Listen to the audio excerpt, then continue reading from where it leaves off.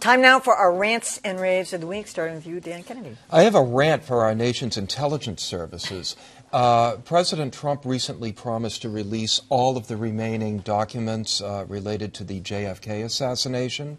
And at the last minute, the CIA, the FBI, convinced him to hold back on some of it.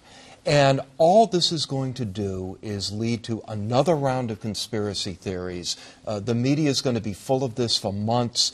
What really happened? What are we not being told? President Trump seems sincere in wanting to get all of this out once and for all.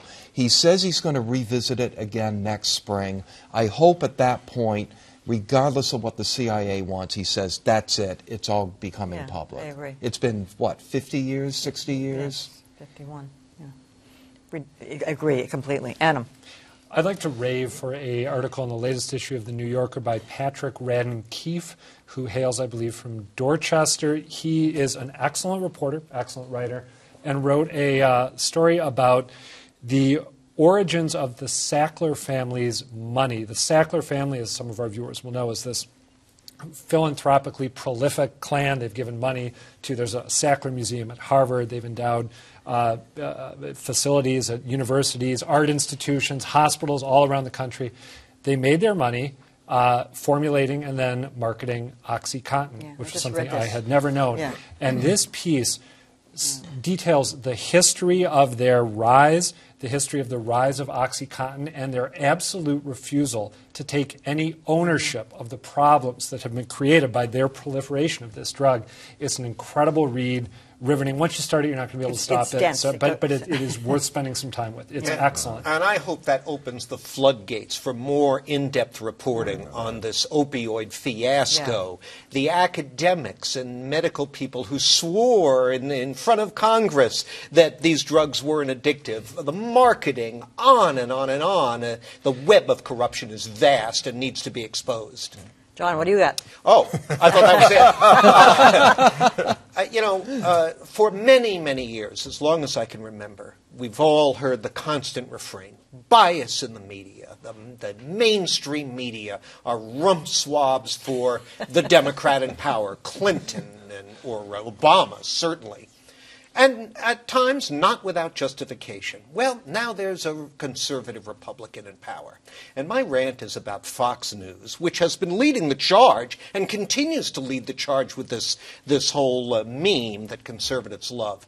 And I swear to God, if Tucker Carlson or now Laura Ingraham or one of these others that they have on there were to stop, or if Donald Trump were to stop suddenly, these people would break their noses. The level of just kiss-ass, can I say that? Rump swabbery that is going on and hyperbole is just over the top. I've never seen anything like it. And do they really mean it, or do they just say it? Whatever. I can't read their minds, thank goodness, because I have a weak stomach at times. But the bottom line is, arch-conservative fans of this crud that they're doling out should understand they've become what they always maintained they hated. Nice work. It's agreed. Shocking. Dan. Wow, how do I follow that? Rump swabbery. Right, exactly. This is a rave for CNN's Brianna Keeler, a former colleague of mine. She wrote this great piece for CNN.com. Also, it spread across social media. She was talking about this internal struggle of having to cover, what's going on overseas with the military folks putting their lives on the line, and then having to deal with her own personal life, which is her husband, who has been deployed. And it was really sixth time. Right, and it was a wonderful kind of this is what I have to deal with every time you see me sitting behind the anchor desk or reporting on these stories. But in particular, she called out someone on Twitter who was criticizing her for something that she had retweeted and said, "You're just basically like the other media out there living in a bubble. You don't know real people." And she shot back and said, "Look, my husband is overseas. He's been deployed." And this person, to their credit, backed down and apologized. But I think a lot of times people sit at home, they see journalists on television, and yes, some are living in a bubble and don't know real people. But for the most part, they are real people. And they know real people. And they have real people problems. And that needs to be recognized and I love the to fact her that putting she it was out sitting there. there watching a movie and she's seething and she and shot she- back at him. And she, Right.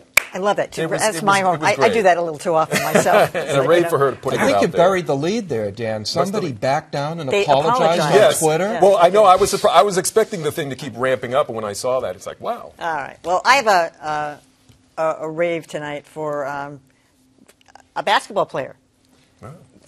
Clay. Sorry, because No, with it's a K. okay. It's KL, Clay Thompson of the Golden State Warriors. So, the story came out this week that he has a pregame ritual, and here's what it is. For me, I keep it old school and simple. I like turn the pages. It's just so good to get the feel of the paper. It's there in your hands.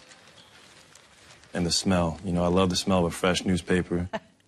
I just love this because his mother got him interested in reading the newspaper, and now he does it every night before a game. He sits there in the locker room, does a little pregame ritual. The Mercury News, I think he has other papers that he picks up, but yeah. It helps that he is a terrific No, he's a basketball great player. You should sharpshooter. look up the Yeah, YouTube no, video of him scoring I 37 points I did in a look quarter. him up. He's Clay. I knew it was love Clay. the smell I got of tripped up newspaper. on the Clay. I love the smell of newspaper. Oh, there's Me just too. something about